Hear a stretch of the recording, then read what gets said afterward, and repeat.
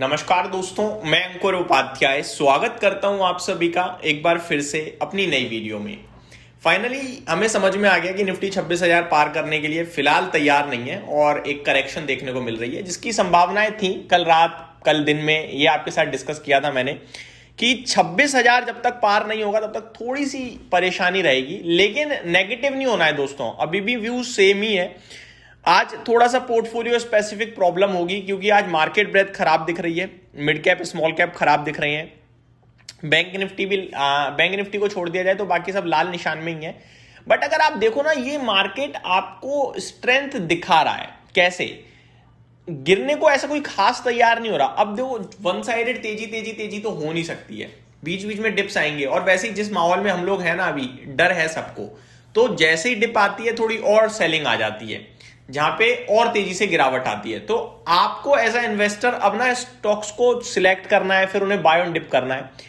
ये जब जब मौके मिल रहे हैं आप सिर्फ अपॉर्चुनिटी समझ लो। वैसी कोई खास गिरावट तो है नहीं, इतना मूवमेंट तो डेली बेसिस पे चलता है।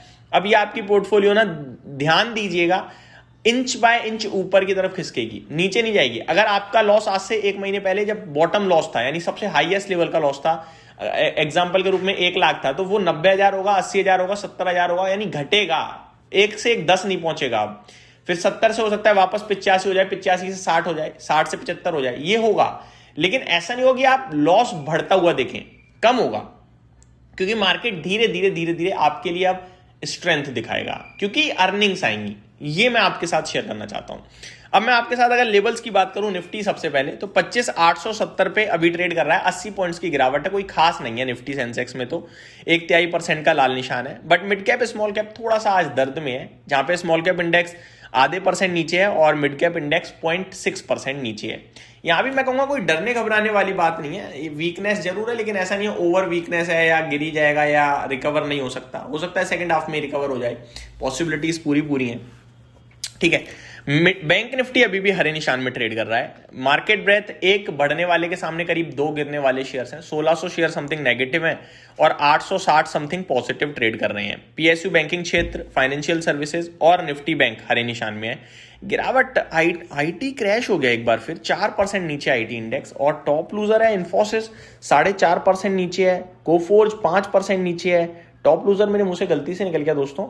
एचसीएल टेक 3.5% नीचे है। इन्फोसिस 4.5, मतलब ऑन एन एवरेज 4% नीचे है पूरा का पूरा आईटी क्षेत्र। एक बार फिर वही यूएस से परेशानी आई है। मतलब आईटी सर्विसेज अब एक तरीके से बिल्कुल बेकार हो गई हैं। अब सॉफ्टवेयर या प्रोडक्ट एज अ सर्विस ही चल रहा है। अब सर्विस एज अ सर्विस काम नहीं कर रहा है। तो ये हमारी इंडियन आईटी कंपनीज के लिए बहुत बड़ा एक नेगेटिव ट्रिगर बनता हुआ दिख रहा है, जिसकी बड़ी वजह से गिरावट देखने को मिल रही है। अब चलते हैं दोस्तों थोड़ा स्टॉक स्पेसिफिक। तो सबसे पहले तो किर्लोस्कर ऑयल इंजन, जिसके कल नतीजे आए थे, मैंने कहा था बेहतरीन नंबर है, कल एक्शन होता हुआ दिखेगा तेजी की तरफ। स्टॉक 7% ऊपर खड़ा है। दूसरा स्टॉक है दोस्तों एपेक्स फ्रोजन। इसमें भी मैंने आपसे डिस्कस किया था कि नंबर्स बहुत ही कमाल के लग रहे हैं। आज स्टॉक 12.5% ऊपर है। इसका हम साथी है अवंती फीड, वो भी अगर आप नोटिस करो तो वो भी 11% ऊपर है। ये मैंने लॉन्ग टर्म के लिए भी श्रिम्प स्टॉक्स के रूप में डील आएगी, ये कहा था आपसे, और कहा था कि इन्वेस्टमेंट के मौके तलाशें। अगर आप नोटिस करोगे बहुत तगड़े परफॉर्मेंस दे दी इन स्टॉक्स ने। नेक्स्ट लेंस कार्ड में आपसे डिस्कस किया था कि मतलब एक्सेप्शनल नंबर है, ब्रोकरेज हाउसेस की तरफ से अपग्रेड बनता है, 10% ये भी ऊपर खड़ा है। तो ये कुछ स्टॉक्स जो रिजल्ट्स के दम पर काफी बढ़िया एक्शन दिखाते हुए दिख रहे हैं।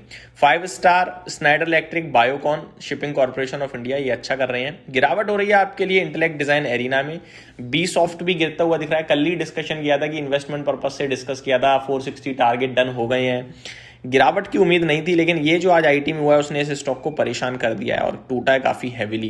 5-5.5% नीचे है। कोफोर्ज, केपीआईटी टेक, एलटीआई माइंट्री, ये आईटी क्षेत्र है जो परेशानी का विषय बन रहा है। अमरा राजा खराब नतीजे थे, 4% नीचे। पूरा आईटी है दोस्तों, पूरा आईटी टॉप लूजर्स की लिस्ट में आज के सेशन में अगर आप देखो तो। इस बीच में एसबीआई 1200 रुपये हो गया है। ये होती है परफॉर्मेंस। 800 से 1200, दिग्गज स्टॉक 50% गेन कर गया।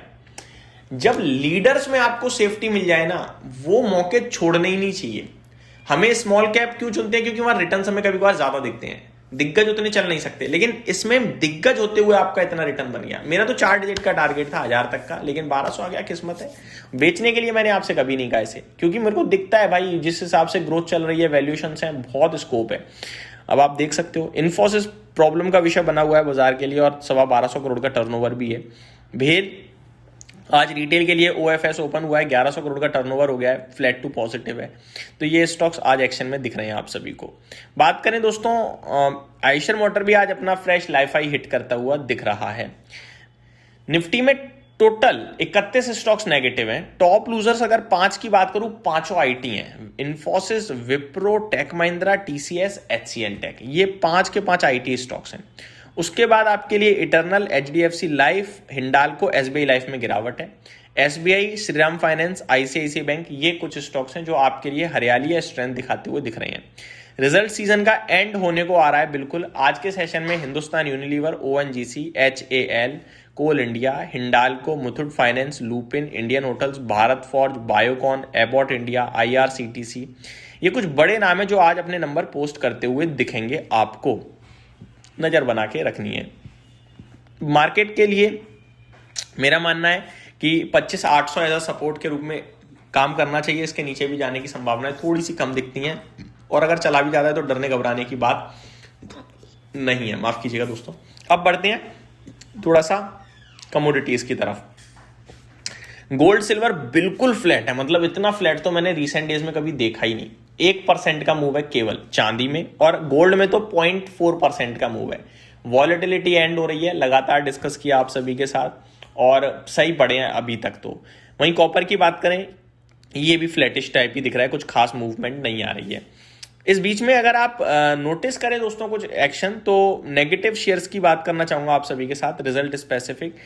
हिंदुस्तान यूनिलीवर के नंबर्स आ चुके हैं, 1% नीचे। नंबर्स मैं आप सभी के साथ दिन के दौरान डिस्कस करूंगा। गरुड़ा कंस्ट्रक्शंस के नंबर आए हैं, मैंने इन्वेस्टमेंट पर्पस से डिस्कस किया था, अराउंड 120, 140 समथिंग। बहुत ही स्ट्रॉन्ग नंबर्स लग रहे हैं, हालांकि चला नहीं है बिल्कुल भी आज।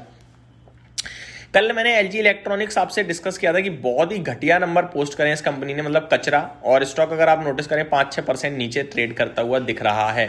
तो ये आपके लिए अभी की पहली अपडेट थी। अगली वीडियो में स्टॉक स्पेसिफिक बात करूंगा, बने रहिए चैनल के साथ। Thank you so much for watching this video. Have a great day guys.